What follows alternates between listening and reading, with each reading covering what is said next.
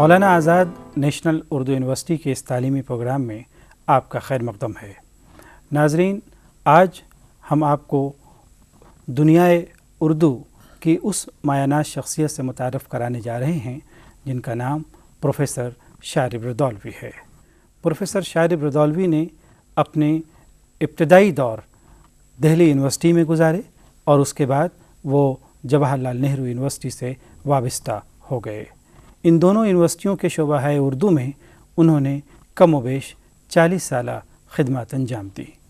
40 سالہ تدریسی خدمات کے دوران انہوں نے بڑے احتیاط کے ساتھ اور بڑے انتخاب کے ساتھ 28 ریسرچ اسکالرس کو اپنی نگرانی میں تحقیقی کام کروایا۔ پروفیسر شارب رضالوی اردو تنقید کے حوالے سے ایک بڑا نام ہے۔ جدید اردو تنقید، اصول و نظریات ان کی انتہائی معروف کتاب ہے، یقیناً آپ بھی اس سے واقف ہوں گے۔ لیکن آج ان کی دوسری خصوصیت، آج ان کے دوسرے میدان جس کے وہ مہارت ہی ہیں، میری مراد ہے اردو مرثیہ، اس پہ ہم ان سے گفتگو کرنے جا رہے ہیں۔ اور میں آپ کو گفتگو کے آغاز سے پہلے بتاتا چلوں کہ اس موضوع پر بھی ان کی 3 انتہائی اہم کتابیں منظر عام پر آ چکی ہیں۔ سب سے پہلی کتاب مراثی انیس میں ڈرامائی عناصر، یہ کتاب اپنی اشاعت کے بعد نہ صرف مقبول ہوئی تھی بلکہ لوگوں نے یہ بھی حیرت کی تھی کہ اس قدر کم عمر لڑکے نے ایسی کتاب کیسے لکھ دی۔ لیکن آج صورتحال یہ ہے کہ جب بھی مرثیے پہ کوئی کام ہوتا ہے تو اس کتاب کے 20، 25، 40 صفحات کے اقتباسات کے بغیر وہ کوئی مقالہ مکمل نہیں ہوتا۔ ان کی دوسری کتاب اردو مرثیہ، اور ابھی حال ہی میں ان کی تیسری کتاب مرثیہ اور مرثیہ نگار کے نام سے منظر عام پر آئی ہے۔ تو پروفیسر شارب رضالوی صاحب، آج ہم اپنے اسٹوڈیو میں آپ کا استقبال کرتے ہیں، خیر مقدم کرتے ہیں، اور مرثیہ نگاری کے تعلق سے کچھ ایسی مجموعی باتیں آپ سے کرنا چاہتے ہیں جن سے ہمارے طلباء و طالبات کو بھی فائدہ ہو اور ہمارے عام ناظرین بھی اس سے استفادہ کریں۔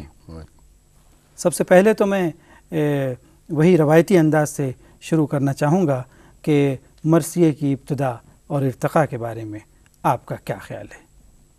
اردو مرثیے کی ابتدا اور ارتقاء۔ دیکھیے، اردو مرثیے کی ابتدا میں تو یہی سمجھتا ہوں کہ جس طرح سے دوسری اصناف کی غزل کی ابتدا دکن سے ہوئی، مثنوی کی ابتدا دکن سے ہوئی، اسی طرح سے مرثیے کی ابتدا بھی دکن سے ہوئی۔ بالکل۔ ابتدائی مراثی، اس میں پہلا مرثیہ گو آپ کس کو قرار دیں وہ ایک الگ بحث ہے، تحقیق کا معاملہ ہے۔ اس میں اس سے الگ آپ قلی قطب شاہ کے یہاں بھی آپ کو مرثیہ ملے گا، بہمنی عہد کے مرثیہ نگاروں میں بھی آپ کو مرثیہ لکھنے والے ملیں گے۔ قطب شاہی عہد میں تو بہت سے لوگوں نے مرثیے لکھے۔ تو اس طرح سے ہم یہ دیکھتے ہیں کہ دکن میں اچھی خاصی طویل روایت مرثیے کی رہی ہے۔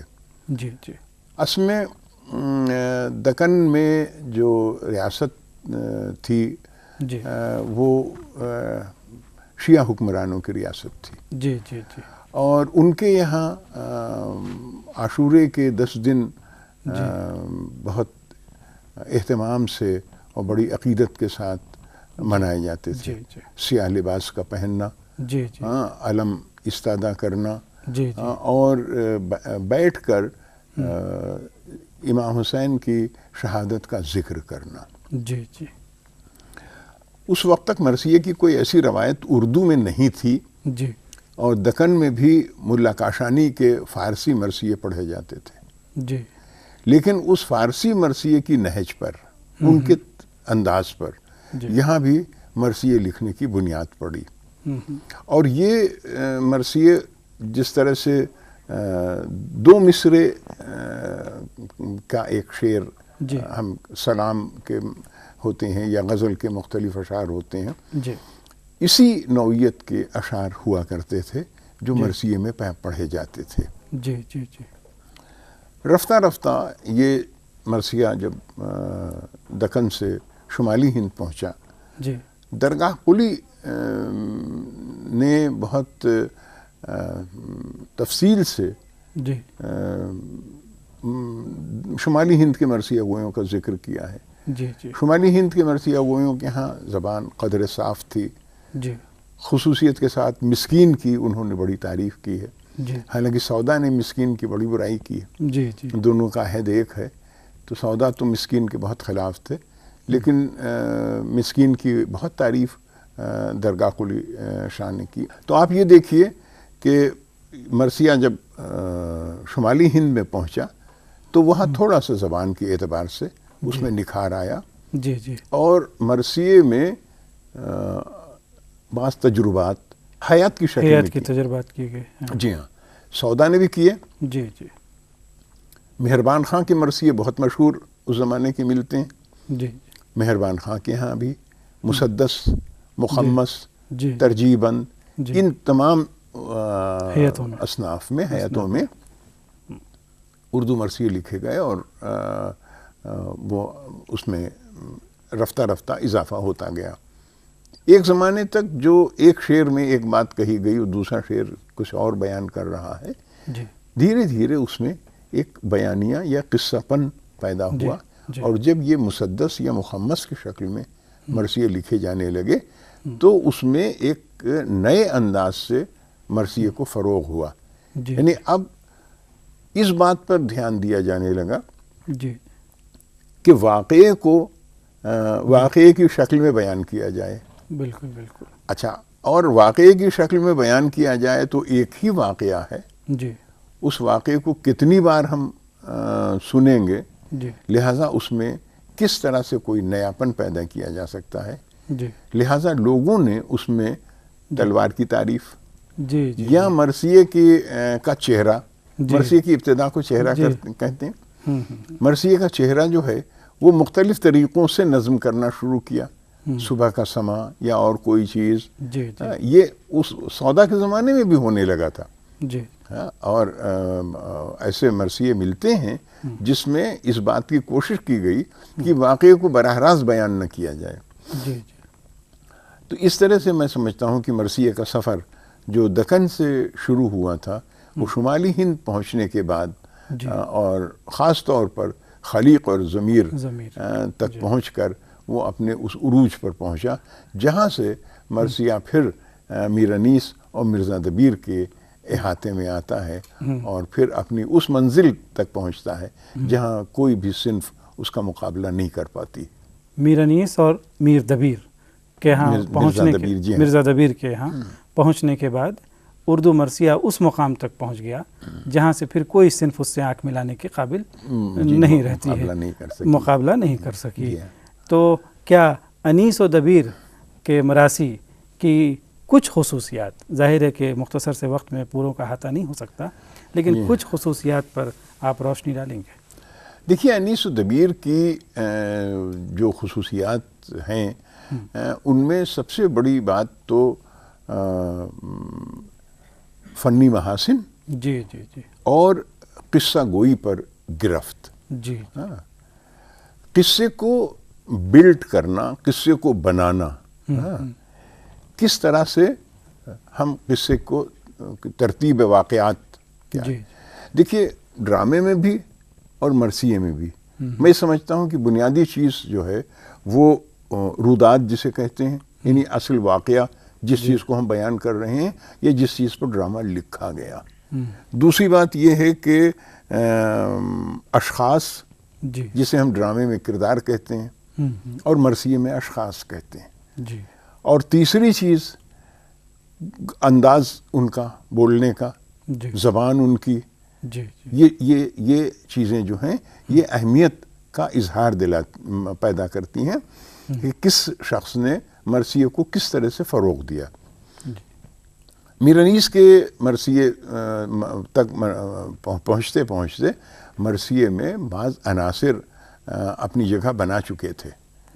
یہاں تک کہ سراپا بھی میر ضمیر نے سراپا داخل کر دیا تھا. حضرت علی اکبر کا سراپا انہوں نے مرثیے میں لکھا تھا اور یہ دعویٰ کیا تھا کہ جو کہے اس صنف میں شاگرد ہے میرا. 10 میں کہوں 100 میں کہوں یہ ورد ہے میرا، جو جو کہے اس صنف میں شاگرد ہے میرا. یہ دعویٰ کیا تھا کہ اس سے پہلے سراپا نہیں تھا. میں یہ سمجھتا ہوں کہ یہ دعوے کی حد تک تو صحیح ہے، اور شاید علی اصغر کا سراپا اس وقت تک کسی نے نہ لکھا ہو مرثیے میں باقاعدگی سے، یعنی جس کو ترتیب وار سراپا کہا جائے. لیکن سراپے کے بند اور سراپے کے اشعار مرثیے میں اس وقت بھی موجود تھے. تو میرا عرض کرنا یہ ہے کہ مرثیے میں جو خصوصیات تھیں وہ سب سے بڑی خصوصیت ان اخلاقی قدروں کا تھا جو ہمیں مرثیے سے ملتی تھی، جو کردار مرثیے سے فراہم ہوتی تھیں. واقعہ جس طرح سے بیان کیا جاتا تھا، واقعے کی جو ترتیب ان شعراء نے دی تھی وہ بے حد اہم تھی. پھر اس کو بیان کرنے کے سلسلے میں جن چیزوں کا اضافہ کیا تھا انہوں نے، مثلا رجز کا، مثلا اس میں رخصت کا، مرثیے میں ایک بہت اہم پہلو ہے. دیکھیے مرثیہ آتا ہے رسائی ادب میں، اور رسائی ادب کا مطلب یہ ہے کہ وہ ادب جو تعلق رکھتا ہو غم، رونے، اداسی سے. تو مرثیہ ہمارے سامنے ان واقعات کو پیش کرتا ہے جسے سن کر ہم اداس ہوتے ہیں، یا جنہیں سن کر ہماری آنکھیں نم ہو جاتی ہیں، یا ہم توقع کرتے ہیں کہ سننے والے کی آنکھ اس عظیم شہادت کے واقعے کو یا ان چیزوں کو سن کر نم ہو جائے گی. تو اب اس کا اہتمام مرثیہ نگار کس طرح سے کرتا ہے، یہ بہت بڑی بات تھی. اور میر انیس نے جس طرح سے واقعات کو ترتیب دی، واقعات کو مرتب کیا مرثیے میں، وہ بہت اہمیت رکھتے ہیں. اور میر انیس کا نام جب ہم لیتے ہیں تو یہ نہیں ہے کہ اس میں میر دبیر شامل نہیں ہے. ایک ہی عہد کے یہ دو بہت بڑے اور دو بہت اہم شاعر ہیں جن کی مثال مرثیہ گوئی نہیں دے سکی ہے. تو زبان زد چونکہ نام انیس کا رہتا ہے تو بار بار مثال میں انیس کا ذکر آتا ہے، لیکن اس کا مقصد یہ نہیں ہے کہ دبیر کی اہمیت کسی طرح سے کم ہو. دبیر نہایت اہم مرثیہ گو ہیں، اور جہاں تک فنکاری کا تعلق ہے مرثیے میں، جہاں تک بلاغت کا تعلق ہے، جہاں تک مرثیے میں تاریخ کا تعلق ہے، اس پر جتنی توجہ مرزا دبیر نے دی ہے کسی دوسرے مرثیہ گو نے نہیں دی ہے. انیس و دبیر کے تعلق سے ہم لوگ بات کر رہے تھے کہ ظاہر ہے کہ ان لوگوں نے واقعات کربلا کو ہی اپنے مرثیوں میں نظم کیا ہے، لیکن ایک مرثیہ شخصی مرثیہ بھی کہلاتا ہے. تو شخصی مرثیہ اور یہ روایتی مرثیہ، ان دونوں کے درمیان کیا فرق ہے، یا اس میں کیا آپ امتیاز محسوس کرتے ہیں؟ دیکھیے، شخصی مرثیے کی اصطلاح کس طرح سے بنی مجھے نہیں معلوم، لیکن جہاں تک میرا اپنا نقطہ نظر ہے، میں شخصی مرثیے کو مرثیہ نہیں سمجھتا، بلکہ میں اسے تعزیتی نظم کہتا ہوں. شخصی مرثیہ نہیں ہے، تعزیتی نظم ہے. مطلب یہ جو مرثیہ داغ ہے، مرثیہ عارف ہے غالب کا، یہ مرثیہ نہیں ہے. نہیں، یہ تعزیتی نظمیں ہیں. تعزیتی نظمیں ہیں. اقبال کا لیکن عام طور پر اسے مرثیہ مانا جاتا ہے، اور شخصی مرثیہ سے میں نے یہی کہا کہ میں نہیں جانتا کہ یہ اصطلاح کس طرح سے رائج ہوئی. اصطلاح کس طرح سے رائج ہوئی. دیکھیے، مرثیہ جو ہے اس کی بالکل ایک الگ نوعیت ہے. جب آپ مرثیے کا لفظ ادا کرتے ہیں تو آپ کے ذہن میں ایک نقشہ ابھرتا ہے کربلا، آپ کے نہیں وہ کربلا ہو یا نہ ہو، مرثیے کا ایک نقشہ آپ کے ذہن میں ابھرتا ہے کہ یہ ان واقعات پر منحصر یا اس طرح کی کوئی نظم ہوگی. لیکن اگر ہمارے عہد کے کسی شخص نے پنڈت نہرو کا مرثیہ لکھا ہے تو وہ مرثیہ نہیں ہے، وہ تعزیتی نظم ہے کہ ہمیں بہت افسوس ہے کہ آج ایک ہمارا بڑا لیڈر نہیں رہا.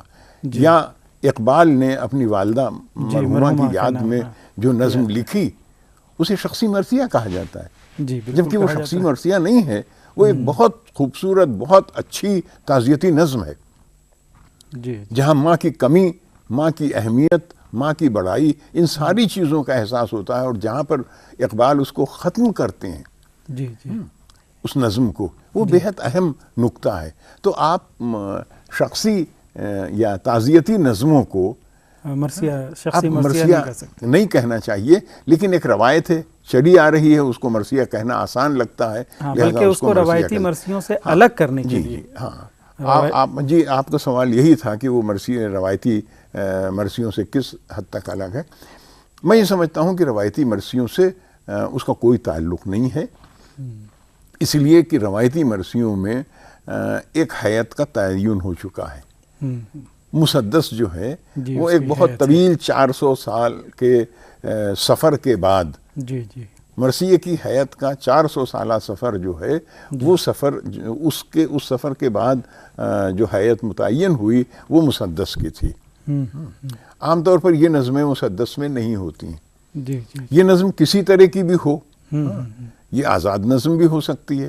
اچھا، مرثیہ بھی موضوعاتی ہے، حیاتی نہیں ہے، اس میں بھی آپ آزاد نظم میں مرثیہ لکھیں تو کوئی یہ نہیں کہے گا کہ امام حسین کا مرثیہ نہیں ہے، لیکن اسے مرثیہ ہونا چاہیے اور رسائی ادب کا ایک جز ہونا چاہیے، جو کہ شخصی مرثیہ نہیں ہوتا۔ نہیں تو مطلب مرثیے میں حیت کو ترجیح دیں گے یا واقعات کربلا کو؟ اگر آزاد نظم کی شکل میں شہدائے کربلا کا ذکر ہے اور اس کی تاریخ بیان کی جا رہی ہے تو کیا وہ مرثیہ ہوگا؟ بالکل ہوگا، کیوں نہیں ہوگا، وہ رسائی ادب کا ایک حصہ ہے۔ لیکن اگر مسدس کے فارم میں کسی فرد، کسی شخص کے انتقال پر یا گزر جانے کے بعد اس پہ نظم لکھی جاتی ہے تو وہ مرثیہ نہیں ہوگا، وہ مرثیہ نہیں ہوگا، وہ مرثیہ نہیں۔ مطلب یہ ہوا کہ مرثیہ حیت سے نہیں ہے بلکہ مرثیہ اپنے موضوع کی وجہ سے۔ بالکل بالکل، دیکھیے اس لیے مسدس میں لکھی ہوئی نظم مرثیہ نہیں ہے کہ اس کا مقصد نہیں، مسدس میں لکھی ہوئی نظم نہیں بلکہ مسدس میں لکھی ہوئی تعزیتی نظم مرثیہ نہیں ہے۔ وہ اس لیے نہیں ہے کہ اس کا مقصد آنسو بہانا نہیں ہے، اس کا مقصد قصیدے کی طرح سے محاسن مرحوم بیان کرنا ہے، اور اسی کے محاسن بیان کیے جاتے ہیں، تو محاسن بیان کرنا مرثیہ نہیں ہے۔ رسائی ادب کا جز جو ہے وہ محاسن بیان کرنا نہیں ہے، بلکہ اس پر آمادہ کرنا ہے کہ آپ ایک لفظ استعمال کیا ہے ارسطو نے ڈرامے میں، کیتھارسس کا۔ جی بالکل، کیتھارسس کا یعنی عام طور پر پرگیشن، اور کیتھارسس کا مطلب یہ ہے کہ کسی ایسی چیز کا بیان کرنا کہ ہمارے اندر چھپی ہوئی جو برائی ہے، جو جس نے گھر بنا لیا ہے، وہ نکل جائے۔ ہم کسی کو تکلیف پہنچانا چاہتے ہیں، ہم کسی سے لڑنے کے لیے آمادہ ہیں، جا رہے ہیں، لیکن ہم نے کسی لڑائی کا ذکر اس کے سامنے کیا، اور اس لڑائی کے نتیجے میں ایک جوان بچہ مارا گیا، جو اس گھر کا اکیلا کمانے والا بچہ تھا۔ اس کا اثر اس شخص پر سن کر یہ ہوا کہ اس کے اندر چھپا ہوا جو عیب، برائی اور مار کا تھا وہ نکل گیا۔ اس کو پرگیشن یا کیتھارسس کہا ہے۔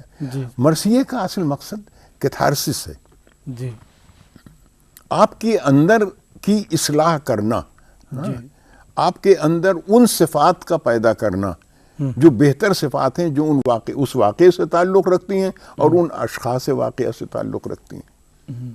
کیا اسی سے جڑا ہوا ہمارا یہ سوال بن سکتا ہے کہ جدید مرثیہ نگاری جو کی جا رہی ہے اس میں اور روایتی مرثیہ نگاری میں کیا فرق قائم کریں گے، یا آج کس طرح کی مرثیہ نگاری کی جا رہی ہے؟ سب سے پہلی بات ہوتی ہے شاعر کے لیے، ہمارے لیے، آپ کے لیے، ہم جس میدان میں کام کرتے ہیں وہاں اپنی شناخت بنانا۔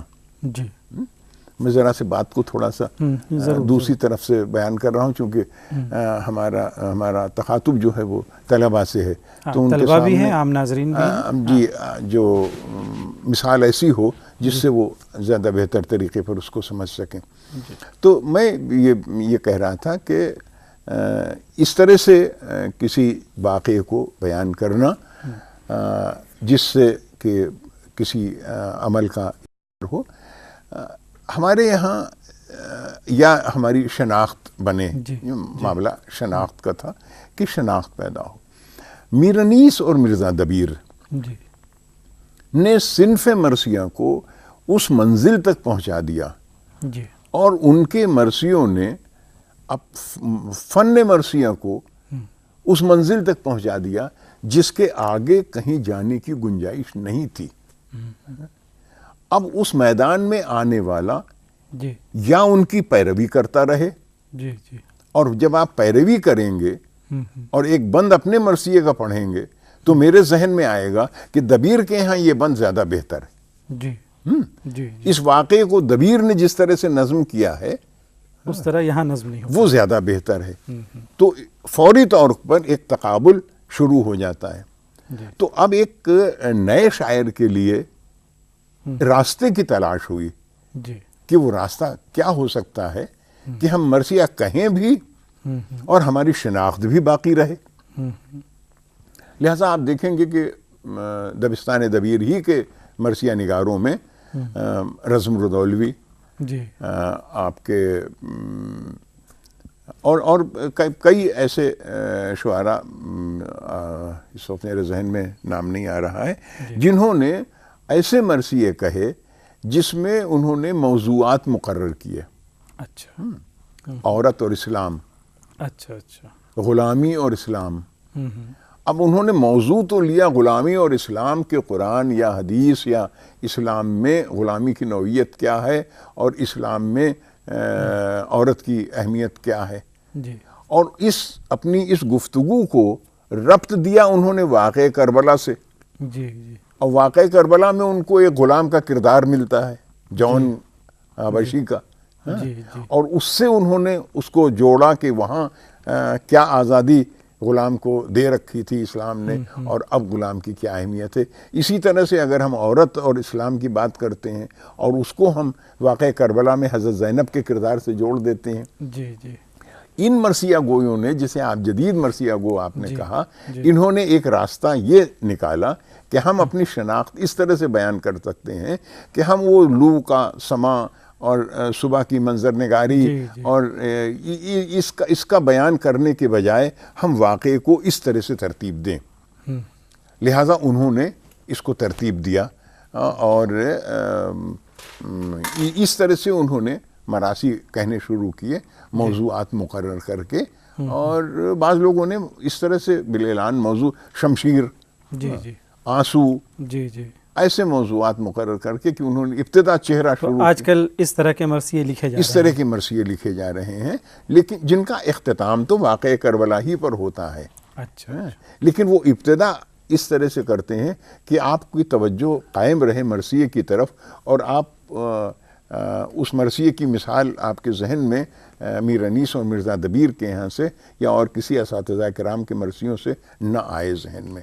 تو اس طرح سے یہ جو جدید مرثیہ آج ہمارے سامنے ہے، وحید اختر کا مرثیہ، بے حد اچھے مرثیے وحید اختر نے لکھے ہیں. اور ایک خاص بات یہ ہے کہ موجودہ عہد کے مسائل کو مرثیے سے ربط دی ہے. یعنی آج جس چیز کو آپ آتنکواد کہہ رہے ہیں، آج یا اس سے پہلے جس چیز کو جدیدیت کہا گیا اور ادب میں جدیدیت جس طرح سے آئی، ان ساری چیزوں کو ربط دیا ہے مرثیے سے، بجائے اس کے کہ مرثیے کو ایک مردہ صنف کی حیثیت سے کہ صرف ایک واقعہ کربلا سے متعلق کر دیا جائے. وہ مرثیے کو آج کا جو شاعر ہے وہ مرثیے کو آج کے مسائل سے لے کے چلتا ہے اور ختم اسی واقعے اور اس کو ربط دیتا ہے وہ واقعہ کربلا سے. نہیں، یہ تو بالکل آپ نے درست فرمایا کہ اس طرح واقعے کو ربط دے دیتا ہے. لیکن اس کے باوجود مرثیوں پر وہ زوال کیوں ہے؟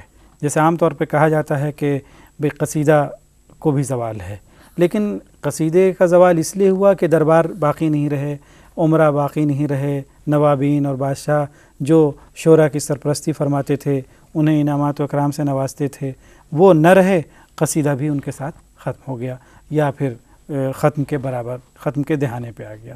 لیکن مرثیے کو کیوں زوال آیا جب مرثیہ اتنے مذہبی واقعے سے جڑا ہوا ہے، جب مرثیے میں اتنی نظم کی اتنی یعنی وسعت ہے یا توانائی ہے، وسعت ہے، تو پھر اسے کیوں زوال ہوا ہے؟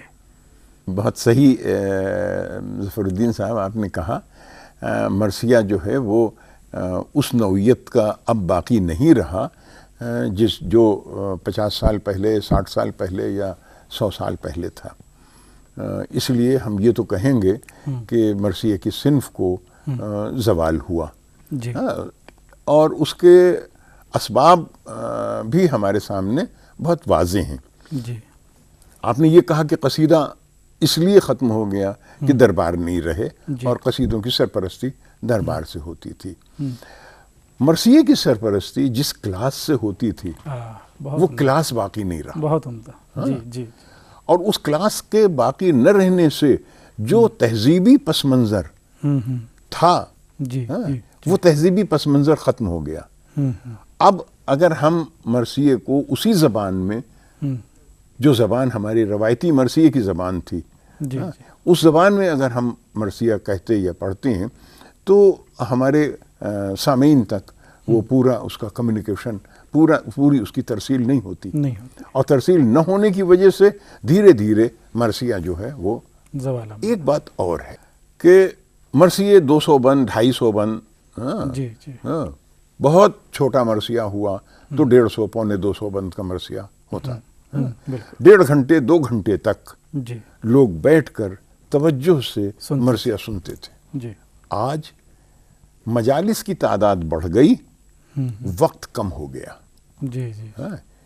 کسی کے پاس اتنا وقت نہیں ہے کہ وہ 60-70 بند بھی توجہ سے مرثیے کے سن سکے۔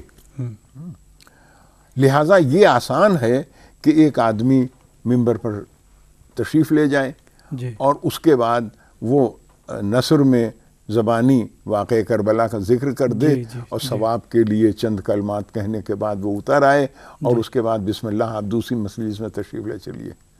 مجلسوں کی تعداد بڑھ گئی اور اس کے وقت کم ہو گیا، دوسرے وہ سامعین نہیں رہے، ان کا وہ تہذیبی پس منظر نہیں رہا۔ تو اب اگر ہم کمیونیکیٹ کریں، اگر ہم کہیں بھی، اور وہ اس کا رسپانس آپ کی طرف سے نہ ہو، میں نے کوئی بات کہی اور آپ مجھے دیکھ رہے ہیں کہ میں نے کیا کہا، تو ظاہر ہے کہ میرا کہنا تو کچھ نہیں رہا۔ یعنی مرثیے کو زوال تو ہو گیا، زبان کا زوال، زبان کے زوال کی وجہ سے، اور تہذیبی اقدار کے زوال کی وجہ سے، سمجھنے والوں کے زوال کی وجہ سے مرثیے کو بھی زوال ہوا۔